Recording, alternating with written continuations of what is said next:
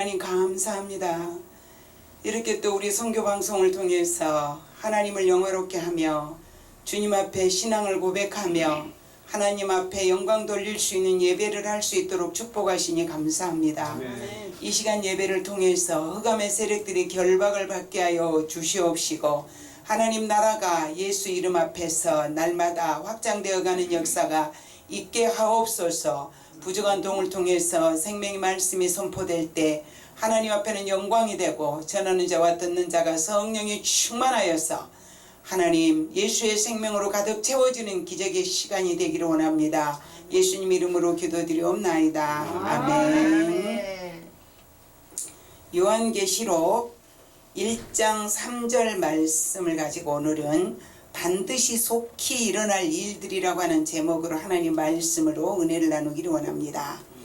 3절 말씀에 보니 이 애언의 말씀을 읽는 자와 듣는 자와 그 가운데 기록한 것을 지키는 자는 복이 있나니 때가 가까움이라고 말씀하셨습니다.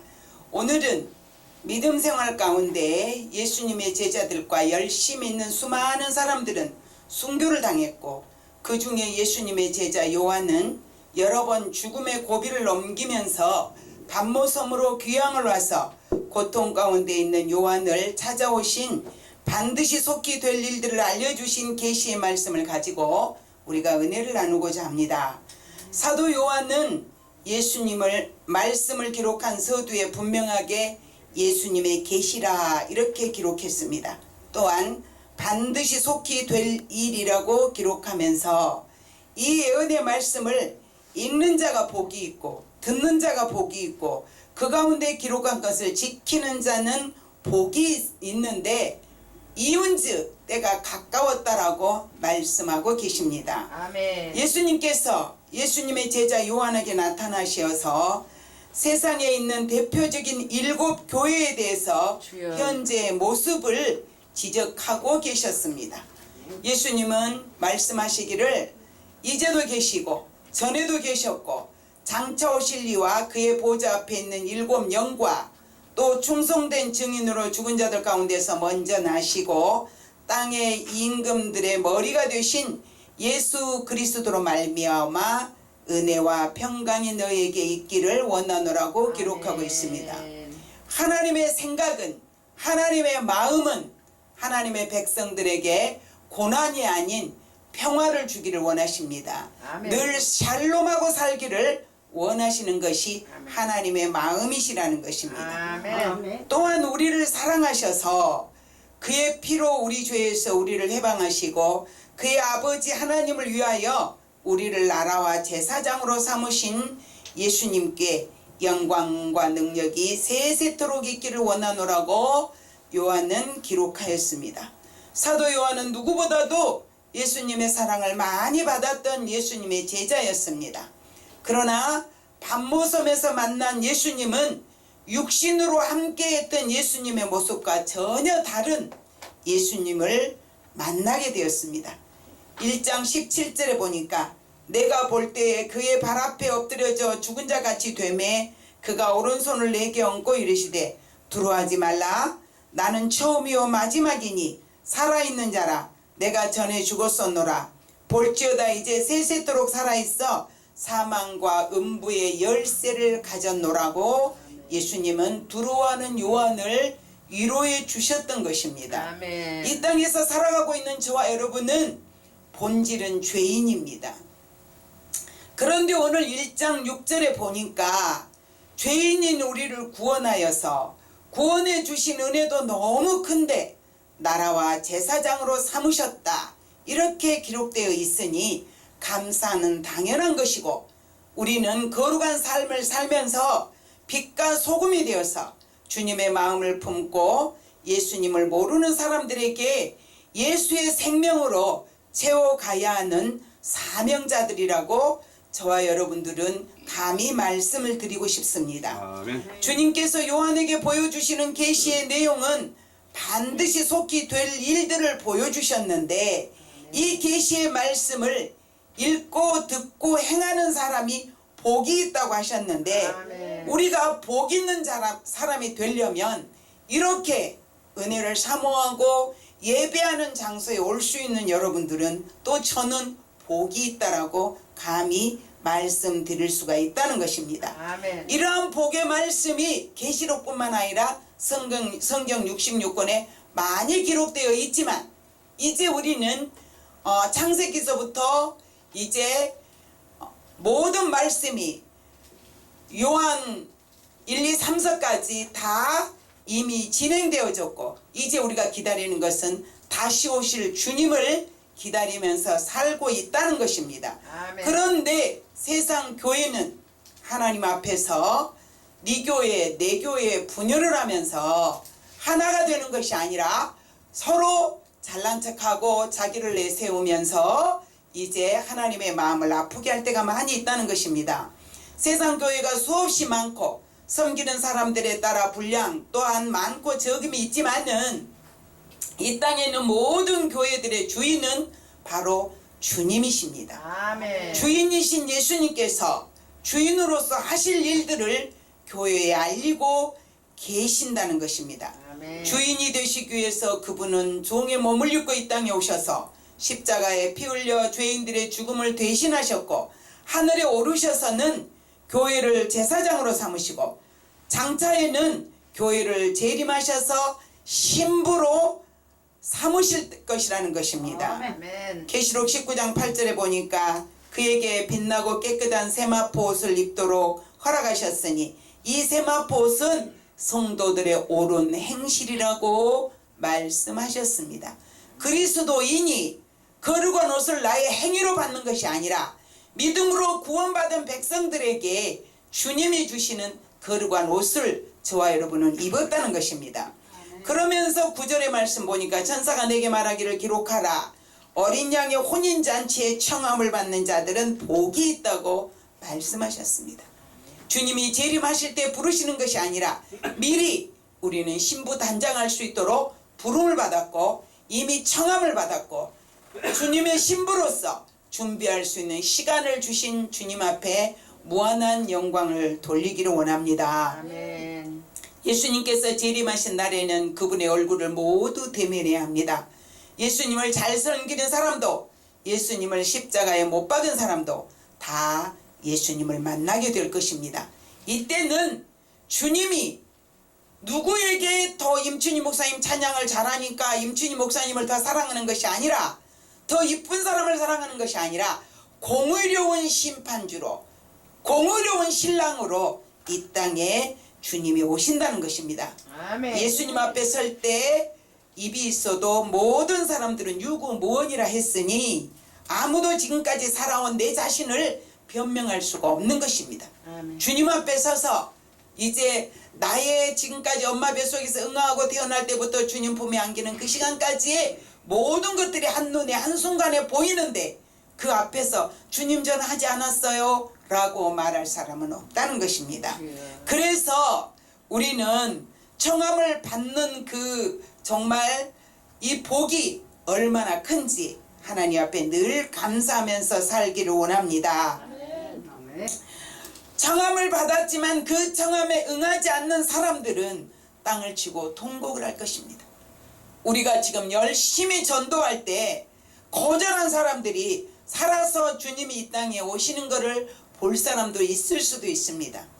그러나 또 하나는 이미 우리는 청함을 받았고 신부로서 단장을 하다가 기름 준비하지 못해서 신부의 신랑과 신부의 그 결혼식 날 예식 날 그 자리에 들어가지 못한다면 이것 또한 통곡할 일이라는 것입니다. 빌립보서 2장 9절에 보니까 이러므로 하나님이 그를 지극히 높여 모든 이름 위에 뛰어난 이름을 주셨다.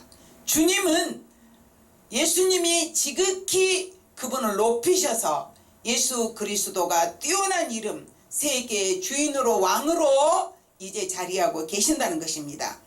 10절에 보니까 하늘에 있는 자들과 땅에 있는 자들과 땅 아래에 있는 자들로 모든 무릎을 예수의 이름 앞에 꿇게 하셨다라고 말씀하셨고 11절에 보면 모든 입으로 예수 그리스도를 주라 시인하여 하나님 아버지께 영광을 돌리게 하셨느니라고 말씀하셨습니다.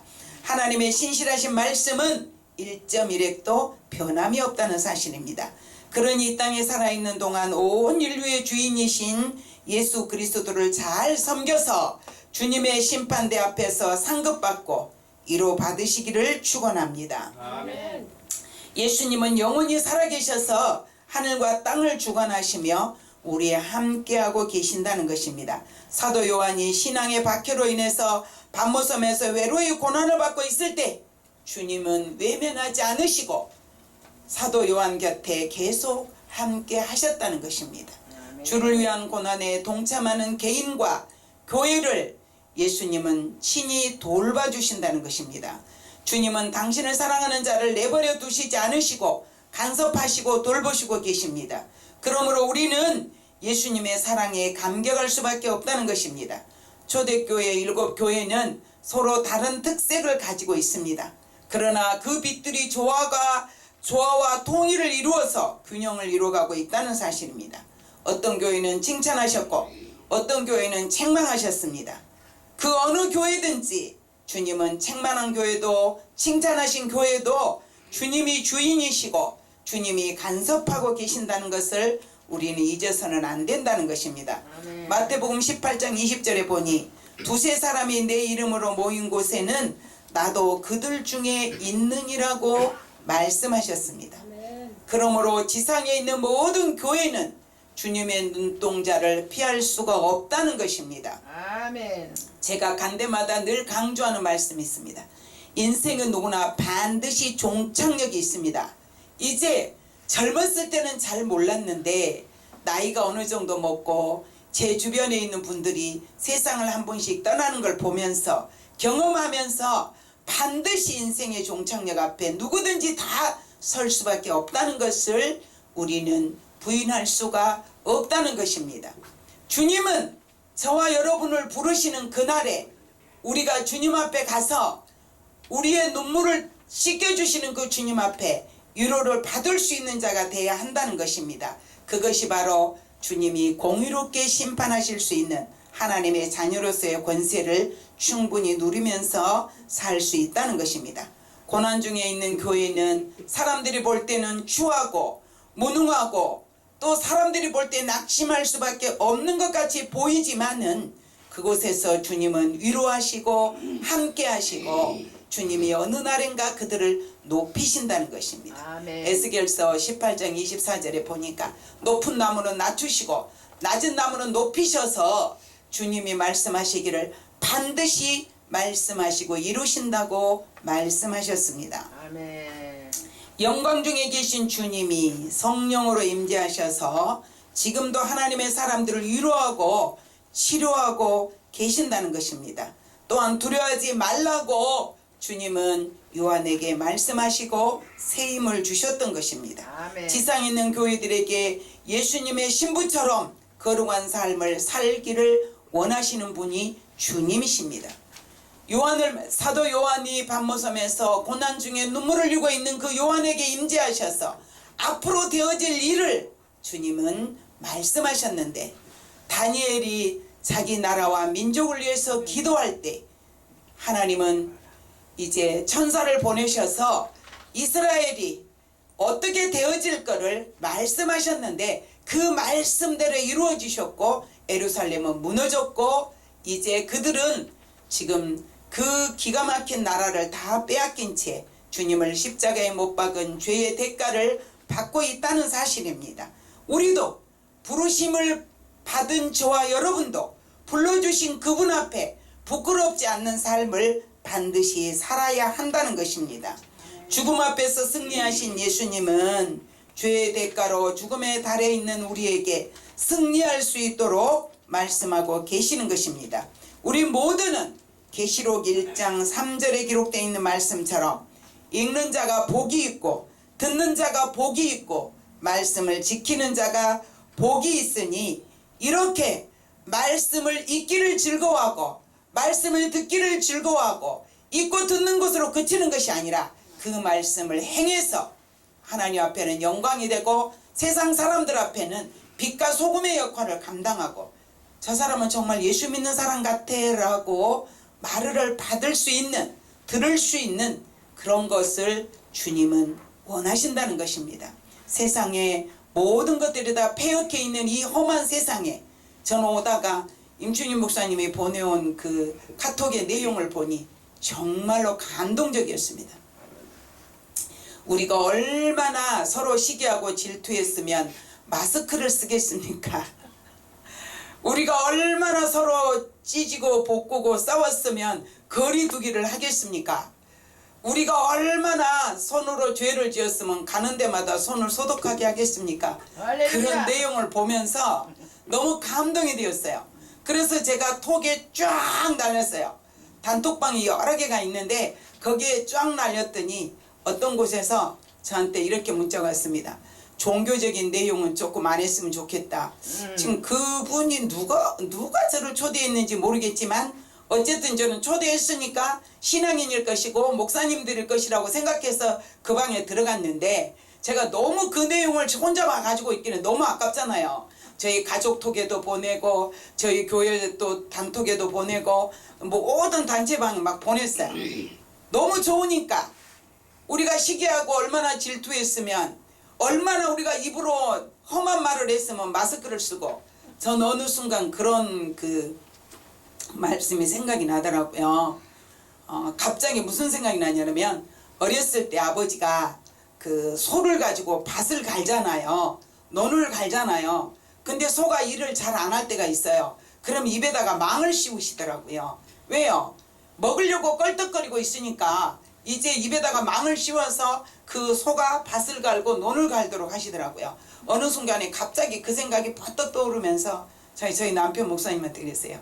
여보, 우리가 얼마나 하나님의 일을 게을리했으면 하나님 마스크를 가지고 입을 막을까? 그렇게 이야기를 했는데 오늘 임수희 목사님이 보내온 그 내용에 보니까 맞습니다. 우리가 얼마나 입으로 험한 말을 하고 시기하고 질투하고 이기적인 소리하고 남을 끌어내리고 이런 얘기를 많이 해서 하나님이 마스크로 입을 막으셨습니까? 얼마나 손으로 나쁜 짓을 해서 간 데마다 손을 소독제로 씻게 하셨습니까? 그 내용이 막 얼마나 서로 미워하면 거리 두기를 하셨습니까? 그 어떤 할머니의 기도의 내용이라 하면서 그 내용이 왔는데 보니까 감동적이었어요. 그리고 목사님한테 그때부터 계속 전화해도 전화를 안 받더라고요. 아무튼 우리는 주님 앞에 섰을 때 부끄럽지 않아야 되는 것이 저와 여러분의 사명이라고 생각합니다. 우리가 이 세상에서 세상 사람들처럼 우리가 뭐라고 말합니까? 노래방에 가서 세상 노래로 부르는 것도 아니고 어떻게 해서든지 좋은 거 있으면 주님께 드리고 싶고 좋은 거 있으면 어려운 성도들에게 나누고 싶고 좋은 거 있으면 서로 이렇게 감싸주고 사랑하고 싶은 이 삶을 살다가 주님 앞에 가서 나는 너를 모른다 하시면 될까요? 안 될까요? 그건 절대로 안 되리라고 생각합니다. 저는 요한계시록을 참 좋아하는 사람 중에 한 사람인데 앞으로 요한계시록 말씀을 좀 전해야 되겠다 생각하면서 요한계시록의 1장부터 주님이 우리에게 주시는 의도가 무엇인가를 먼저 알아야 되겠기에 오늘 이 말씀을 준비했습니다. 반드시 속히 될 일이 어디에 기록되어 있습니까? 요한계시록에 기록되어 있습니다. 요한계시록에 기록되어 있는 반드시 속히 될 일은 마지막에 가면 22장에 가면 신부된 우리가 주님 품에 안겨서 이제 영원한 생명을 즐기고 누릴 수 있는 말씀들이 기록되어 있습니다. 그 이전까지는 우리에게 어떻게 살아야 될 것인가를 철저히 기록되어 있는데 그 말씀들은 반드시 속히 될 일들이라는 것을 우리는 잊어서는 안 된다는 것입니다. 주님이 이 땅에 언제 오시든지 상관없이 우리가 인생의 종착역 앞에 서기만 하면 다시 돌이킬 수 없다는 것입니다.